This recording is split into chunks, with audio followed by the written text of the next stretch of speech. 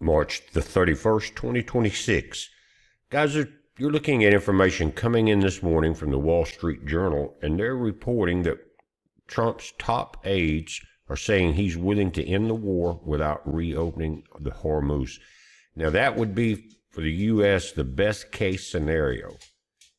You've done damage in there. You weakened the Iranian military and a lot of their resources. If the rest of the world wants the oil coming out of the Straits of Hormuz, let them go in there and get this thing straightened out. It's kind of like we went in, level the playing field. Now it's time for other people to step up and get in the game. That scenario. And really, it's the best for the economy of the entire planet. They're saying that Trump's aide says he's willing to end the U.S. military campaign against Iran, even if the Straits of Hormuz remain largely closed. Now, the administration officials are saying this would likely extend Tehran's firm grip on the waterway and leaving a complex operation to reopen it for a later date. Well, it's got rid of the nuclear option in a way. And there's been reports that Trump has threatened to go in and get their enriched uranium and remove it from there, also to take Carg Island. So we're still getting mixed messages, but this is the latest this morning. And I think Trump may be responding to a lot of pressure coming from here at home. He said he decided the U.S. should achieve its main goals of hobbling Iran's navy and its missile stocks and wind down current hostilities while pressuring Tehran diplomatically to resume the free flow of trade. Now, from what I understand, they've been allowing a few more ships each day. Nothing big, they were averaging over 130 per day, but I think maybe 10 or 11 more per day, something like that. Not a big number. But Iran is realizing they've got to find some way to make some money. If that fails, Washington would press allies in Europe and the Gulf to take the lead on reopening the strait. The longer the strait remains closed, the more it will roil the global economy and boost gas prices. Guys, they're up this morning.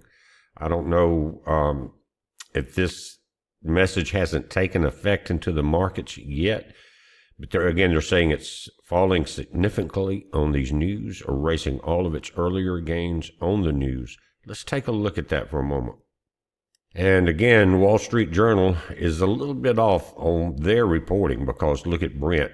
This morning when I first looked at this, it was at 114. Now look, it's up another $4.17 or $4.70. That's Brent. And this was at $61 when the war started. Here's, your West Texas at 103, and the Murban gas, guys, the Murban crude, at 120.87. That popped up to about 149 at the peak of the conflict. Again, that's the high dollar, high quality jet fuel and things like that. But this Brent at 117, guys, that is very strong for the markets if you're into the oil. Now, as we go to the chart, guys, it's continuing to climb. Now, the market's open in about 30 minutes, but 117.60, again, it's a little different than what we're seeing from the reports coming in. I hope that as the day goes on, it catches gears. We see this number start to go down and our pricing go down on our gasoline for our vehicles. Very important right now. Everybody's already in a crunch. And again, the best thing that could happen would be get our troops home now before we lose any more, get repositioned here in the USA to defend the homeland and make sure that it's in good shape, both internally and externally, and use those resources that we're using now back here. We got a big mess going on. You see it on the political side of everything, and that needs to be taken care of. We cannot go into another 4 years with the Democrats in charge of anything. They can't even run their own life, much less the nation's, but they would love to take it and destroy it. And this is your 3-month chart. Again, coming back in here, pre-war times, 70, 67, 39 was the opening on this day. And now you can see the climb. We see a dip here, probably on some of the president's words. We've seen that was on the 24th. And then now back to record rises, 117.46 is what it's saying right now. Anyway, I'm not going to draw this out very much longer. I wanted to come in and kind of give you an idea of what has been happening over the weekend. I had to take a couple of days off, take it easy, and just regroup, guys. So I appreciate you hanging in there. But this is important. Now, we can see in the stock market itself that we do have an increase, 466. On the Dow, S&P is 6450, and the tech-heavy NASDAQ, guys, these are futures, 227 or 223 now, just dropped another $4 bucks. But oil is up 50 cents at 103.36. And this, guys, is not a good number at all to have. This should be back around 61, something like that. Hopefully, we can get this conflict settled down, get everybody back in. Here's what I'm going to do, though. I'm going to dive in and get some information coming out of the Middle East, see what we got, look at the situation in the Straits, and hopefully we'll get a little more information about when it can open back up, or at least get our troops out of there. Let the Middle East deal with it now. The main problem, the pain in the butt of that area, of their military is not finished, but it's highly weakened. They're still finding out that they've got large missiles, things like that. I don't know which way it's going to go. It's hard to say. I doubt Israel would be very happy knowing that their big brother is about to pull back out. So we got to watch what they're doing. Just like when they hit the SARS oil field.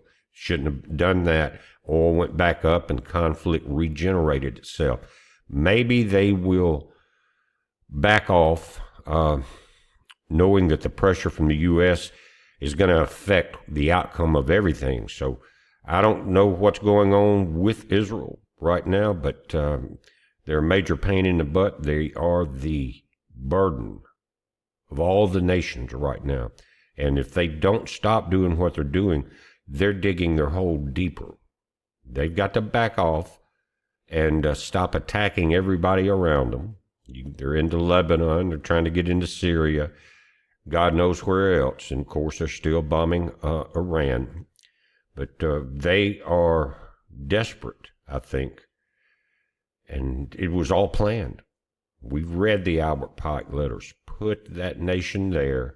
It will become a conflict zone that will bring about World War III and basically the rise of the Luciferian doctrine, because everyone believed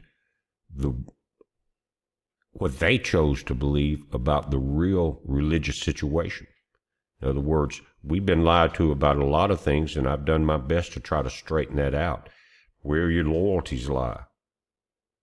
Things like that, and pointing out that everyone is not who they say they are, especially in the Middle East. But guys, we're watching it. You watch it. Updates coming today. Be safe.